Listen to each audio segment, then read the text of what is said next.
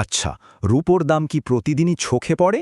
এই যে সংখ্যাটা রোজ বদলাতে থাকে, এর পেছনের কারণটা কি? চলুন আজ এই রহস্যময় সংখ্যাগুলোর পেছনের গল্পটা একটু সহজ করে জেনে নেওয়া যাক, যাতে বাজারের এই খেলাটা ধরতে সুবিধা হয়। এই যে আমরা রোজ খবরের কাগজে বা ওয়েবসাইটের রূপোর একটা দাম দেখি, কখনো কি মনে হয়েছে যে এই সংখ্যাটা আসলে কি বলছে? এর আসল মানেটা কি? চলুন আজ সেই ব্যাপারটাই একটু তলিয়ে দেখা যাক। তো প্রথমে একদম আজকের ছবিটা দেখে নেওয়া যাক এই মুহূর্তে রূপোর দাম ঠিক কোথায় দাঁড়িয়ে আছে। তো ৮ই জানুয়ারির দামটা হলো ১ কিলোগ্রাম রূপোর জন্য ২,৭৪,১০০ টাকা। আচ্ছা, এই সংখ্যাটা কিন্তু আমাদের আজকের আলোচনার একটা মূল পয়েন্ট, তো এটা মাথায় রাখতে হবে। তবে হ্যাঁ, একটা কথা বলে রাখা ভালো, এই যে অর্থনৈতিক ডেটা, এটা কিন্তু লাইভ, মানে সবসময় বদলাচ্ছে। তাই যদি একই সময় দুটো আলাদা ওয়েবসাইটে দাম দেখা হয়, সামান্য পার্থক্য কিন্তু চোখে পড়তেই পারে। আর এটা কিন্তু খুবই স্বাভাবিক একটা ব্যাপার। বেশ, এবার চলুন একটু পেছনে ফিরে তাকাই। মানে গত কয়েক সপ্তাহে রূপোর দামের ঢেউটা ঠিক কেমন ছিল একবার দেখি। কারণ এই ওঠানামার মধ্যেই তো বাজারের আসল মজাটা লুকিয়ে আছে। শুধু একবার দেখুন এই সংখ্যাগুলো। ৬ জানুয়ারি দাম বাড়ছে ১৯,১০০ টাকা, আর ঠিক তার পরের দিনই ৭ তারিখে এক ধাক্কায় কমে গেল ১৩,০০০ টাকা। এই যে একটা নাটকীয় ব্যাপার, এটাই কিন্তু রূপোর বাজারকে এত আকর্ষণীয় করে তুলেছে। মানে একদিনে যেমন বিপুল লাভের সুযোগ, তেমনি পরের দিনই লোকসানের ঝুঁকি। এই অস্থিরতাই এর বৈশিষ্ট্য। গত ২ সপ্তাহের ছবিটা যদি দেখেন, তাহলে এই ওঠানামার ব্যাপারটা আরও পরিষ্কার হবে।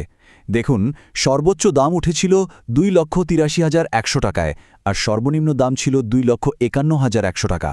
মানে মাত্র কয়েক দিনের মধ্যে এত বড় একটা পার্থক্য ভাবা যায়?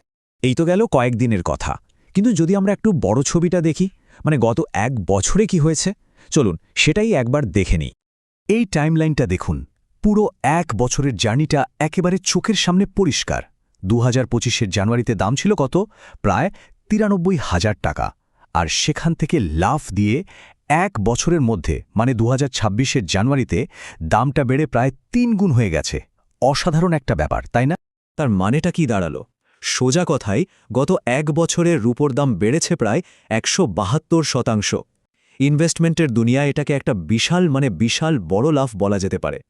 এই যে এত দাম বাড়া কমা, এটা তো আমরা দেখলাম, কিন্তু আসল প্রশ্নটা হলো কেন? মানে কোন জিনিসগুলো এই দামটাকে নিয়ন্ত্রণ করছে? চলুন এবার সেই কারণগুলোই খুঁজে বের করা যাক। তো কারণগুলো বুঝতে হলে আগে এই শব্দটার মানে জানা দরকার, সেফ হেভেন অ্যাসেট। আচ্ছা, এটা কি জিনিস?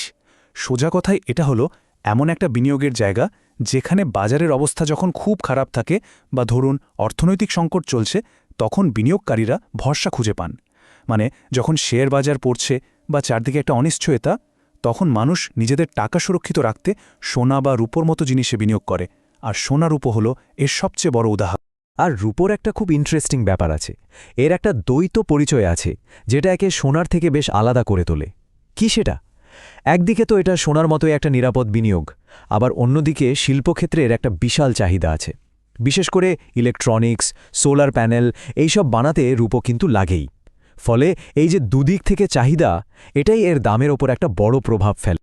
বেশ, এই যে রূপোর দাম বাড়ছে কমছে, এটা কিন্তু শুধু সংখ্যার খেলা নয়, এর একটা বাস্তব প্রভাব কিন্তু আমাদের অর্থনীতির ওপরও পড়ে। চলুন দেখি কিভাবে।